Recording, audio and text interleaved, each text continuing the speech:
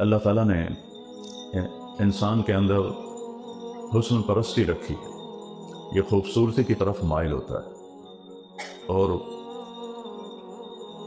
بدسورتی سے بھاگتا ہے۔ سبز پہاڑوں کی طرف لوگ گرمیاں گزارنے جاتے ہیں، کالے پہاڑوں کی طرف کوئی بھی نہیں جاتا۔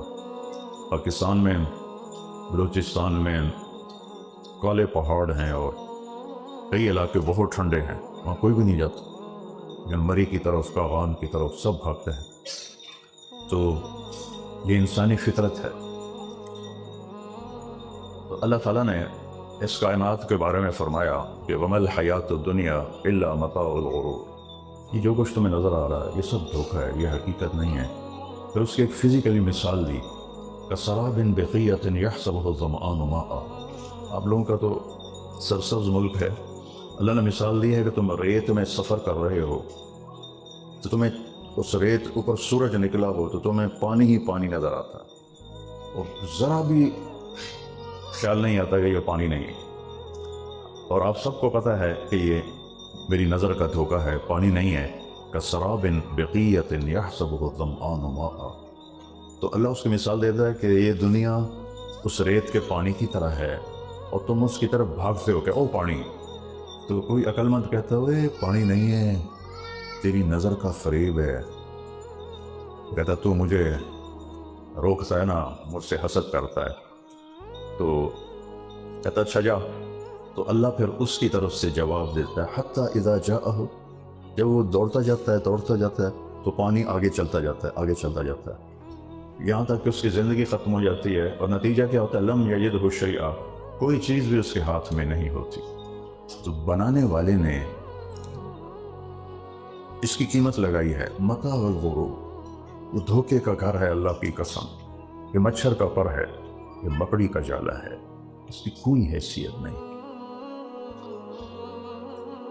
انہا دار الفنا ودار البوار ودار البلاء، یہ بلاؤں کا گھر ہے، مصیبتوں کا گھر ہے، یہ فنا ہو جانے کا گھر ہے، یہ دکھوں کا گھر ہے، یہ بنانے والے کی خبر ہے۔ تو یہاں آدمی سونے چاندی کا محل بنا لے، شداد نے بنایا تھا، قوم عاد سے تھا، حضرت ہود علیہ السلام کی امت میں سے، تو 300 برس میں اس نے جنت بنائی۔ جب اس نے ہود علیہ السلام سے جنت سنی تو اس نے 17 ہاتھ یعنی 35 فٹ اونچی سونے کی دیوار بنائی چاروں طرف، اور پھر اس نے محل بنائے سونے کے، چاندی کے، فزیکلی، ایسے وہ اوپر پیپر ورک نہیں، فزیکلی، اور 300 سال ان کی عمریں بڑی لمبی ہوتی تھیں۔ جب وہ مکمل ہو گئی تو وہ اپنے سارے لاؤ لشکر کے ساتھ آیا، تو ایک قدم اس کا اندر تھا دروازے کے اور ایک باہر تھا، تو اللہ نے کہا اس کی جان نکال لی، تو ملک الموت نے اس کی جان نکالی اور اس کی چوکھٹ کے اوپر مردہ ہو کے گر گیا۔ اتنا کچھ لگانے کے بعد چوکھٹ پہ موت آ گئی۔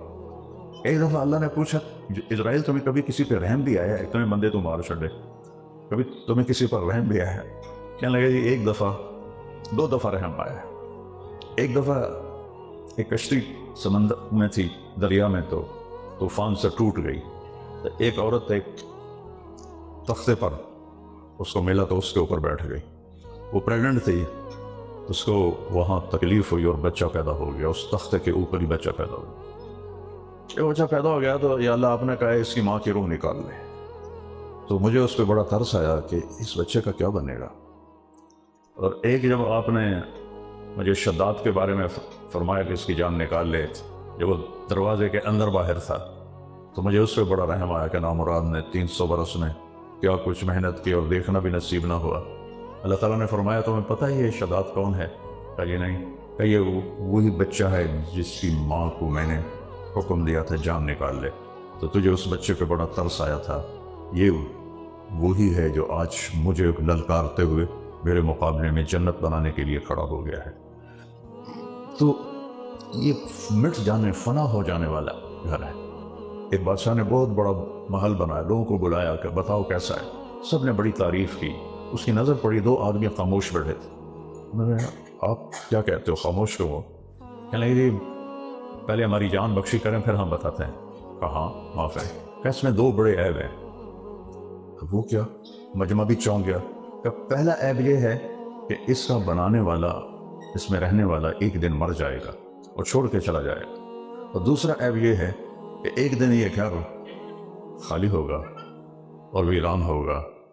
ایک عرب شاعر نے کہا ہے کل دار وان طالت سلامتها یوما ستدرکها النکباء والحضض. کوئی گھر کتنا ہی آباد رہے، ایک وقت ایسا آتا ہے کہ وہاں سنسان حویلی اور مکڑی کے جالے کے سوا کچھ بھی باقی نہیں بچتا ہے. تو اس کے باوجود اللہ نے اس کو خوبصورت بنایا. اگر یہ نہ بھی ہوتا تو ہمیں کیا کمی تھی؟ یہ ٹائلیں نہ ہوتی تو کیا کمی تھی؟ اب ہمارا کام تو ہو جاتا. لیکن انسان اپنے حسن پرستی کی وجہ سے دلہن کو کیوں میک اپ کرتے ہیں اتنی دیر؟ خود آپ کیوں شیشے کہ اب تو تمہارے بھی بنے ہوئے ہیں بیوٹی پارلر مردوں کے، تو اس میں کھلوتے ہوں جو لڑکیاں دی طرح کدی ہیں جیسے یہ کرتی ہیں. تو انسان کے اندر ایک اللہ نے یہ رکھا ہے کہ وہ خوبصورتی کی طرف لپکتا ہے. اچھا دوسری مشکل یہاں یہ ہے کہ کتنا ہی حسین بنا لے، موت اٹھا کے لے جاتی ہے. جہاں مرضی چلے ہیں، اینما تکونوا یدرککم الموت ولو کنتم فی بروج مشیدہ. جاؤ جہاں جا سکتے ہو، بھاگو جتنا بھاگ سکتے ہو، بڑے بڑے محل کھڑے کرو اور لوہے کی دیواریں کھڑی کرو کہ موت نہ آئے، لیکن اللہ تمہیں کھینچ لے گا. اللہ یتوفی الانفس حین موتها. اللہ تیری جان کو نکال لے گا.